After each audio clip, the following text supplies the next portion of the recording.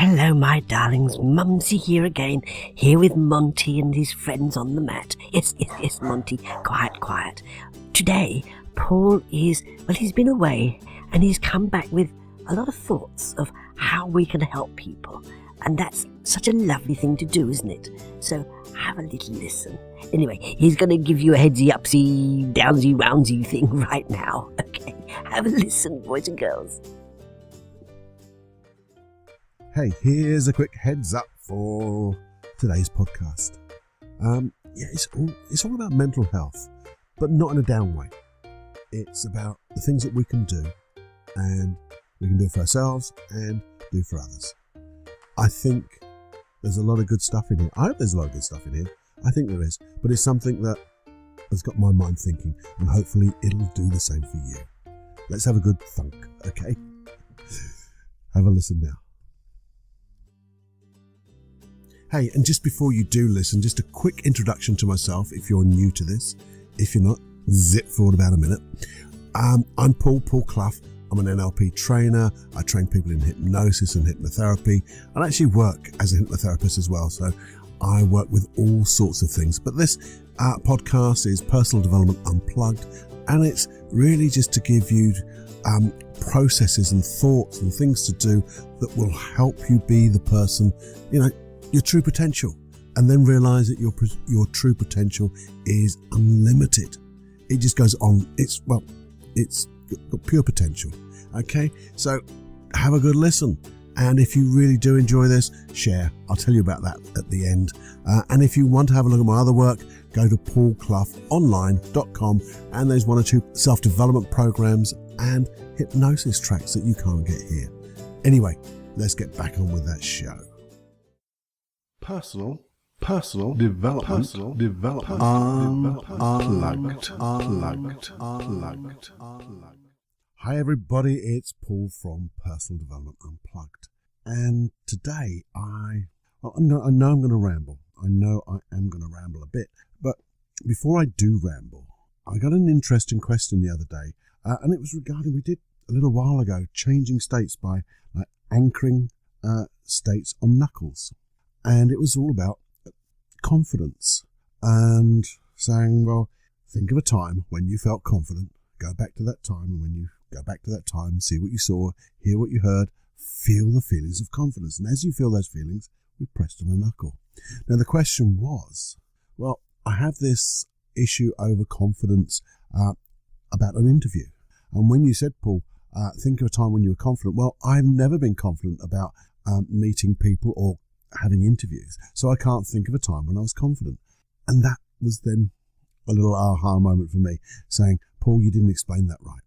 So what I meant was, think of a time when you were confident, and it could be in any context, and certainly wouldn't be in the context that you want more confidence in, because obviously if you haven't got confidence in that context, it's going to be very difficult to find it. So you think of a time when you were just totally confident, and it's normally things that you do really well without thinking. Because when you're doing things really well without thinking, you're obviously very confident in what you do. So it could be anything: riding a bike, driving a car, finding directions, learning something. Something completely different from the context is generally the best way, because that's the type of confidence that if you do something well, successfully, that's the confidence you'd like to take into, say, an interview or things like that. So that's hopefully explains a little bit more if you are having problems with that. So if you ever want to find a state in a different context that you can then transfer into the context where you'd like to have more of it. Okay? So thank you for asking that question. But here, this is I don't know how long this round was going to be, but I also know that we'll probably be doing this in a number of sessions in these podcasts, because it's something that I've been thinking about. And it came from an experience of mine just the other week or so. You see, we've all heard about Mental Health Week, Mental Health Day, Mental Health Month, and all things like that. And, I'm in this profession of helping people with mental health problems. And, I hear these things and I don't really take an awful lot of notice of them because I'm in it every day. But you see, recently I've been on holiday visiting my son in America. And this is not picking out America, but there was an awful lot of problems on the streets with people with mental health problems, living rough on the street. And they weren't just living rough, they had some, you could tell they were having some very severe mental health problems. They were desperately poor, but also desperately ill. And yeah, that's a real big problem. And then I thought, well, that's America. It's big and a lot more people. But then you start looking closer to home. It made me aware of my, say, surroundings where I live. And you start to see there's the same issues. Maybe not to that extent, because I'm in a smaller place. But there are the same issues. I'm seeing people homeless out on the street. And, they've got issues going on. Yeah, there's one or two that we can always point a finger at. And they're the ones that people do and put up as a bad example of why we shouldn't help. But you see, you have to think about it. Or I did anyway. What drove or has driven these people to live this type of life? Because it's not the most wonderful life in the world.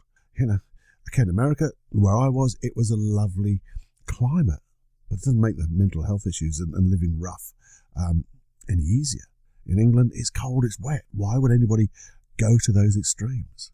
What drives them to that? And unless you've been there, I guess, and I haven't, it's very hard to put your mind into that position.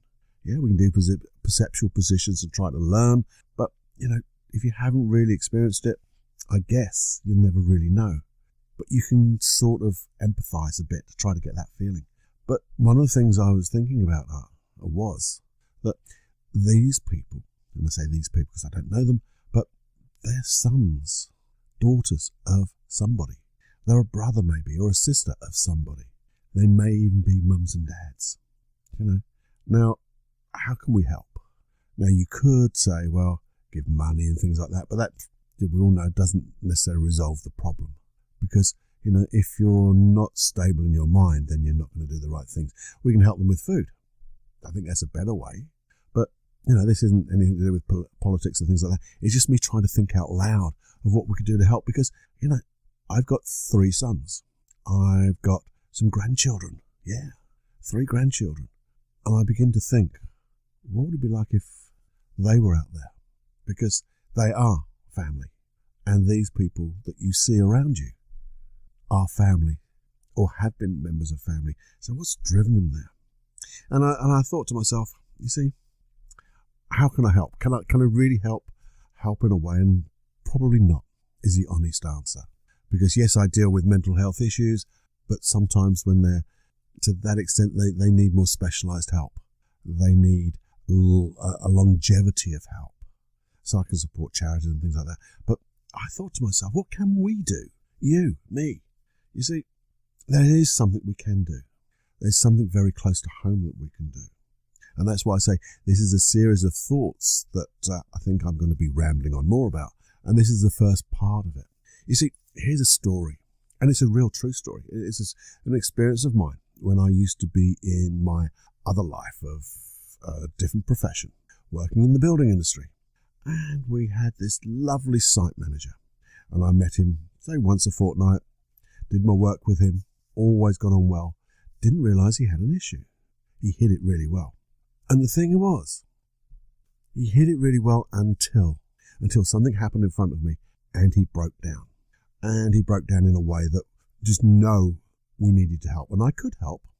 And actually suggested that I'm more than happy to work with you, but we're really close on a professional basis and a reasonably friendly basis, but I think there's a better way. And I suggested he work with my son, which he did. And the results were really quick. He was back to normal.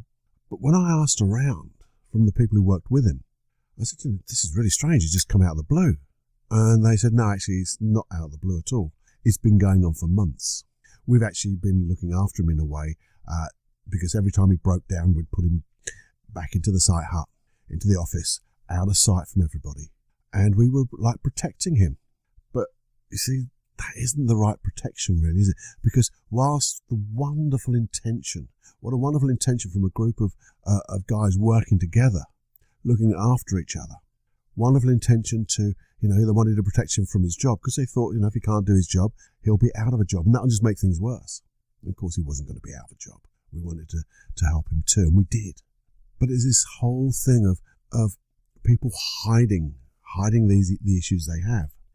And one of the things I'm thinking about now is, how can you and I really help? And that's why I say it starts at home, it starts at work, and it starts with your friends. Because, people do hide things.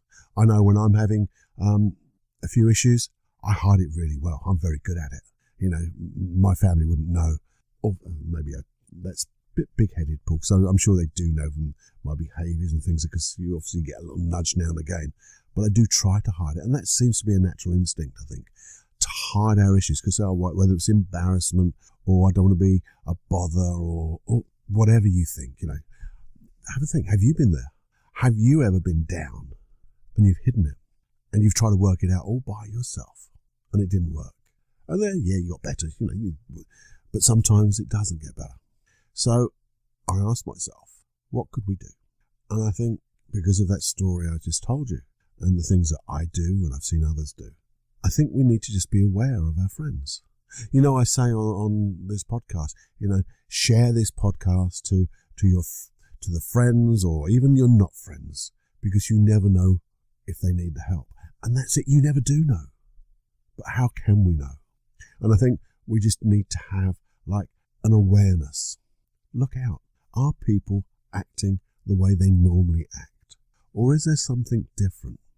Because if you are aware, you'll see a difference in their physiology, the way they hold themselves, they walk. Maybe they're quieter than normal. Maybe they don't talk as much. Maybe they're not quite as happy as they used to be, bouncy or whatever. Maybe they're a bit more of a recluse. They don't come out with people. Maybe they handshake slightly. Maybe, you can guess all those type of things. So when we notice that, or even before we notice that, we always say to people, it's such an easy thing. Hey, how you doing? And we go, yeah, fine, yeah. But I also know if sometimes when we say, how you doing? Okay. And they go, not really. We go, oh yeah, fine, see you soon. Because we don't listen. We're not really asking that question, how are you doing? And I think we could be more caring in that way by saying, how are you? Really, tell me, how are you? You don't seem yourself. Is everything okay? Because although you might not be able to help on a one-to-one basis by, knowing the processes of hypnosis and hypnotherapy, NLP and things like that, you do know that you can suggest help. And I think that's the thing. So, and sometimes when you say, you'll say to people, how are you doing? And you're asking. And they'll go, no, I'm fine. I'm fine. And we'll walk away because we've asked the question and we know there's something going on. But they've said they're okay. So that's okay. Let us off the hook. And I think it's time to, get back on that hook and say, well, actually, you don't sound okay. Or are you sure? Really? Is there something I could do to help? Or is there, something you need that I could help you with? Because, some people tend to think, well, you need empathy. And there's been a huge discussion about, is empathy the right thing? And I'm on the no side of empathy, which is quite strange. Some people might say, you're a therapist, you help people. Empathy gets you to feel what the other person's feeling. And I don't need to know how bad someone's feeling, but I can be compassionate in a way that I can listen to help, to really be there for them, because I'll see them get better. I don't need to know how it feels to be clinically depressed to help somebody who's clinically depressed. I don't need to have had panic attacks. And I have had a couple of panic attacks. Notice they're really horrible, but you don't need to have experienced it to know that they're no bloody good and you want to do something about it. And I can help people with panic attacks, low self-esteem, lack of confidence, fears, phobias, depression, all that stuff. But I don't need to know how it feels. They need to know how it feels, and they need to know how they want to feel instead. So it's compassionate listening, really listening, but listening with all your senses, not just your ears. Because we all know the words aren't necessarily the meaning of what's being conversed with you. The tonation gives you more of an indication. But the physiology, tonation, and the words all together, you'll get what that person's saying, or you'll get they're not telling you what they're saying, because there'll be an incongruence. There'll be an unalignment, if that's a word, an unalignment in what they're saying. And you'll just know that I'm going to sit here a little bit longer. Maybe give them that gap of a space to speak. So that little bit of that wonderful silence, because someone has to fill it. And if it's not you, it'll have to be them, because it's a natural thing to fill in that silence. So if you can just have that compassionate silence and allow them to suddenly go, well, actually, things are going off at home, or I'm not really coping at work, or, and as soon as you get that, you go, okay, let's find you some help. And there are loads of things. You don't have to have money. There's things like this podcast. I always say share it. There's loads of things here, but there's loads of other things, like so many other podcasts. How did I get to listen to the podcasts that I listen to? Well, they were recommended to me by my sons. Have a listen to this, Dad. I don't really listen to it that much, Dad, but I know it's your type of thing. And I've listened to them and thought, this is really good. Some things fall by the wayside. But if I get one glimmer, one thing from one of those things, I go, wow, that's brilliant. Because that's all it has to be. One thing. Because you'll never know. There's always the saying, that the straw that broke the camel's back. Well, that's always seems to be on the negative side. But say it was the straw that broke the camel's back of depression, or of sadness, or of hurt, and it got someone on the right track. Because you'll never know what that straw was. And do you need to? No, you don't. Just see the difference. You can suggest people go to therapy, and I've done a podcast way back about what to look for in a therapist. And, you get the right person, because generally when you look, and you look with the right intention, you'll find the teacher that comes along that's just right for you. Maybe it's a book. Maybe it's, as I say, it's a podcast. Maybe it's a hypnosis track that just starts to go the right way. Then you've got courses. Now, I know I do courses on my Paul Clough, I can't even say my name, paulcloughonline.com. I've got an anxiety course. Most of it's free. Then we can if you want to pay to finish off the whole course, it's there for you, but to make sure it's right for you. There'll be a Supreme Inner Confidence course with a similar vein of, get in there and find what you need. You can even ask me. I always say, if you want a subject to be talked about, then email me. If you want to ask me a question, a bit like the question about the anchoring, email me. This one actually came in person. We've got Skype. There's so many things that people can get help with. Just suggest that they look in the right places, and just say, I'm here for you, maybe. I don't know. But it's something that got me thinking. All this got me thinking. And I know that if we can make a difference, you will never know how far the ripples of change and the difference that you make. And it doesn't matter if you know or you don't know, because you will just know that you don't know that there are going to be a change. And there is going to be a change. The ripples will keep going, and one will affect someone else. So if someone starts to get to feel better, they will influence other people. And that's what one of my next talks will be about, in the same theme of how we can affect other people without knowing it. But I think the first thing is starting at home, maybe with your loved ones, your family. Just have a look and say, how you doing? And mean it. How are you? Are you okay? This is not me telling you. This is really me telling me as well, because I can go off on my own things. Everyone does things for themselves, we know. And this is sometimes we just have to change a little bit and think of the difference it would make. If you and I just did that, we wouldn't have a mental health day. We wouldn't have a mental health week. We wouldn't have a mental health month. Every day would be mental health caring, because we're just caring and compassionate for our friends, our loved ones, and you'll be amazed. And it's our way of sharing, and it's our way, I guess, of putting this out into the integrated field of learning, this field of learning that, once we share in there, we've still got it all, but we're sharing it with other people, and we'll get it back tenfold, 100-fold. Do we want it back? Nah, not really, but it'll happen anyway, so you're stuffed. Good stuff, things will always come your way. So there you go. That's my first little chat really, I guess, of my thoughts, the things that affect me and the things that I'm going to be looking out for. Let me know how you get on. If you are having an issue, talk to me. Talk to me by email. Talk to me in any way, shape or form. Ask a question, and ask anybody else. The most important thing is to know that there's someone who can help. Because I think sometimes we feel so lonely.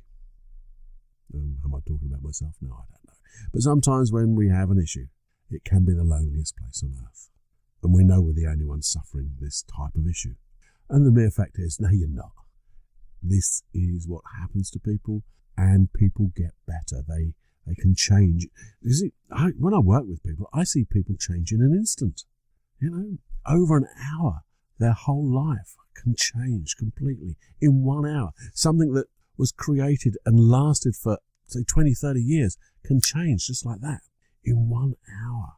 Now, if you can do things like that, hey, you can do anything. So they can do anything. There you go. That's me. Thoughts on mental health. So just make sure that you're okay. And you can do things for yourself, remember. Maybe meditate, read, take time out, pause, stop, listen to all the things that I've talked about in the past. There's glimmers of goodness in there, I know. And there's not being big-headed because I just know it because it's helped me and I've seen it help others. So, it's just look after yourself and look after others. And if we do that, oh, what a wonderful world it will be. Might take a bit of time, but let's start at home, okay? So I'm going to be speaking to you about this again and again and again because I think it's important, and I hope you do too. And I hope this has helped you, knowing that there's always something and somebody around to help you. Okay, so here's the thing. Have more fun than you can stand and enjoy every heartbeat. Speak to you soon. Bye-bye. Hey, just a couple of reminders before you go, if that's okay. The first one is, do have a little glance, if you would, at my other website, paulcloughonline.com. It's got my first program of allowing your unconscious mind to let go of anxiety. It's called Free Your Life of Anxiety. The first 5 days are absolutely free. And I think you'll find, even in those first 5 days, you're going to find so much more. And there's a lot more to get out of that as well. So just have a flick through if you would. There's a couple of hypnosis tracks and things like that. But I'll give you more details in another podcast. And also, this is all about generative field of learning and sharing in that generative field. So if you have found this or any of the other podcasts of interest to you and of benefit, please do share them with your friends. It's how this podcast keeps going with people listening, because that's what it's all about. Okay, so please do that, and we'll have a wonderful life together, creating a wonderful world and growing together. So enjoy every heartbeat. Bye-bye now. Personal development, unplugged.